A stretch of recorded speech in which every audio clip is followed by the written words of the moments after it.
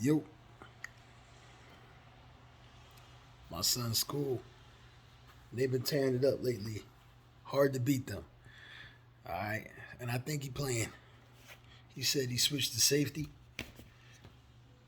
Hey, listen, I don't know what to say. I don't know what to say. Got the pad here. It's the homie right there.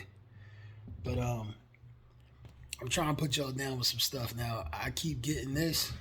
I keep getting this conversation when we start talking about investing, and I always get, well, everybody can't, and some people don't. Then I get some statistics like 95% of people, like day traders, 95% of day traders um, fail. So if you think about that 95% of all businesses fail. And I got a hypothesis why. That's an educated guess. And I got some hard numbers too. But I'm going to stick to my educated guess for a second and see if any of y'all agree with this or not. It's okay. It's a free country. You can disagree. But most of y'all working 9 to 5s, a job, don't know how to operate in the business world. So I'll say that again. Working a job does not prepare you to run a company. It prepares you to do a job. And you have to change up strategically the way you do things. You have to change the way you think. You have to change the way you approach problems. You have to change the way you look at money and time.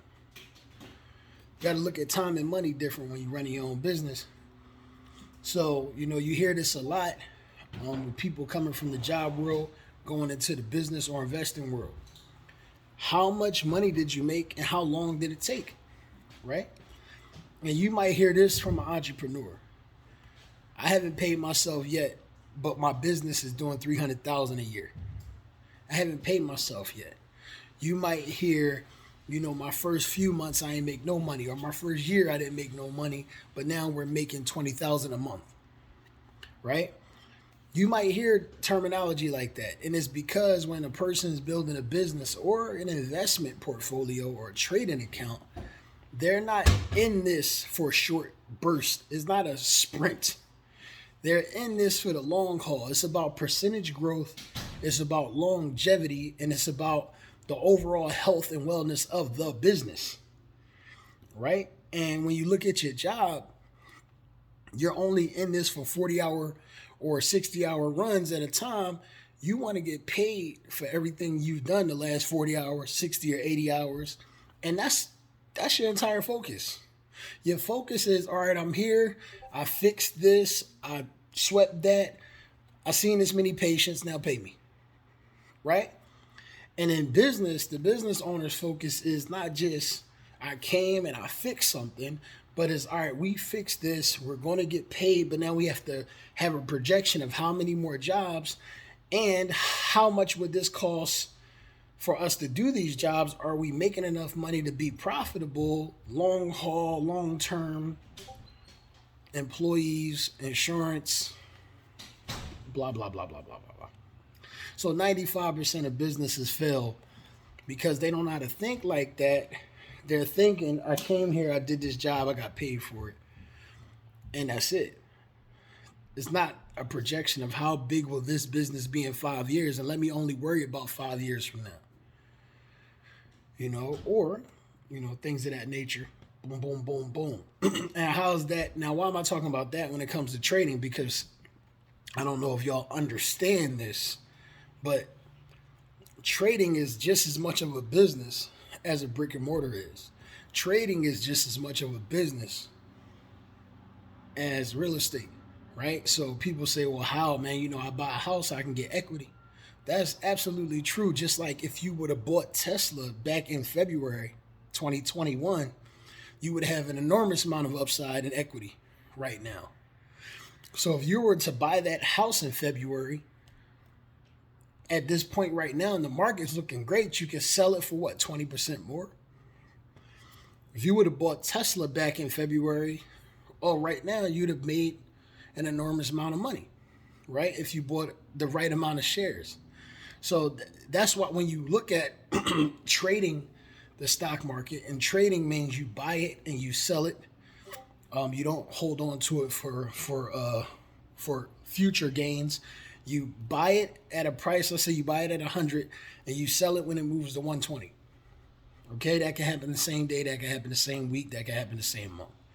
And that $20 difference is your profit margin. Some people will say, well, that's not enough. Well, there are ways to multiply that profit margin. There are things called derivatives. It's synthetic, but trust me, it gives you a 100x profit margin. So if 20 was your profit margin, okay, then 2,000 would have been your profit margin if you would have bought an option contract. All right? And you could also sell options and sell options. And I mean by sell, put. You're betting on the market to go down, and when I say also sell them, you can own 100 shares of Tesla and you can sell options with your 100 shares. Now, if that's over your head, I'll do a whole nother long video explaining what that means, but treat it like a business. So if I buy a contract or if I buy a share, I'm treating it as if I bought a house. So if I buy a piece of real estate in Germantown, and I know Germantown's changing. Some people would say gentrification, but I'm not going to go there.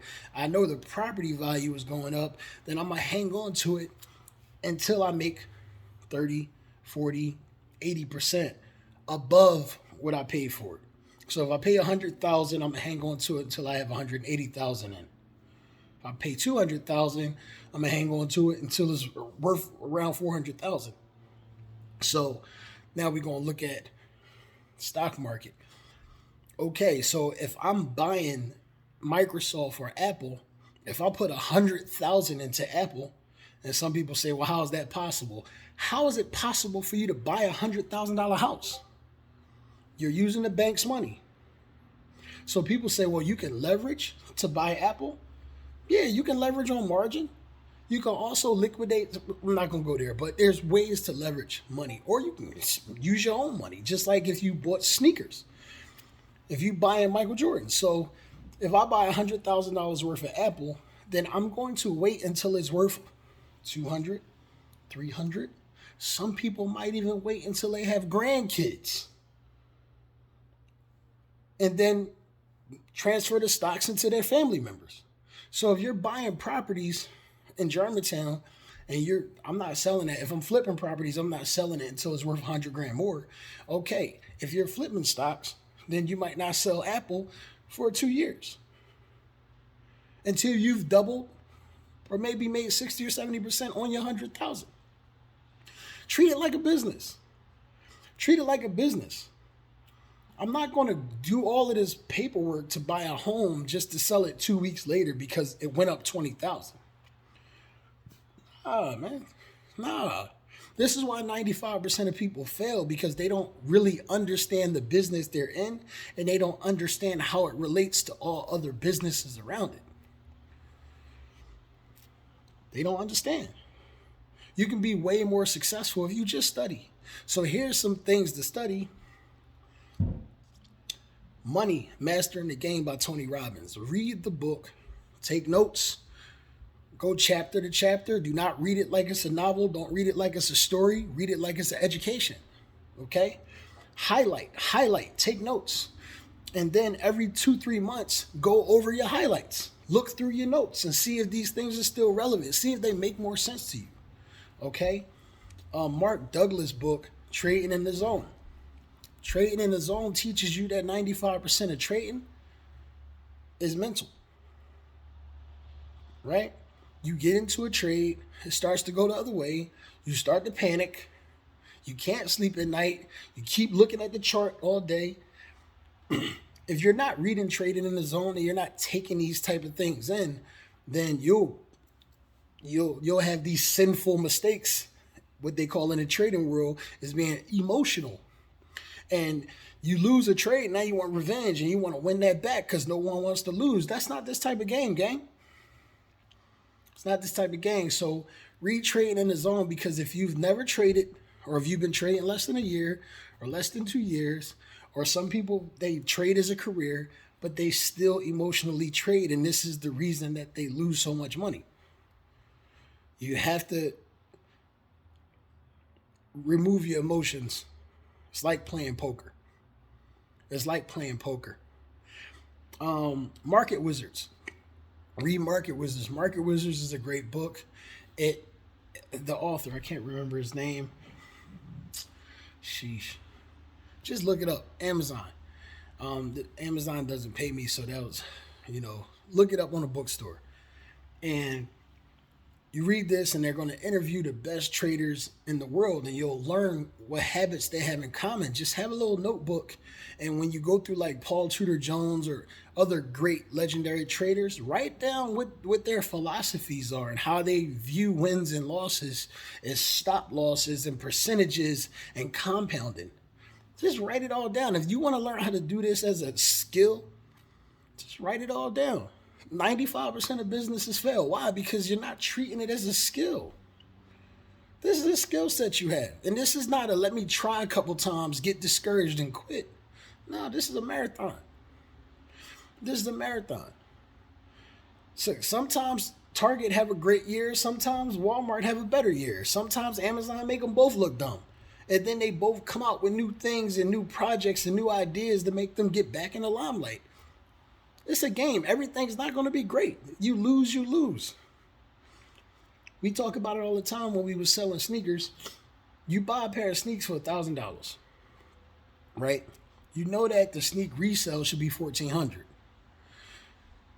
And then you realize that you stuck with this sneaker and you only can resell it below your purchase price. So what do? So if you look at your account, you're negative $1,000 from acquisition, from a purchase. Your goal should be to put the 1,000 back plus 30%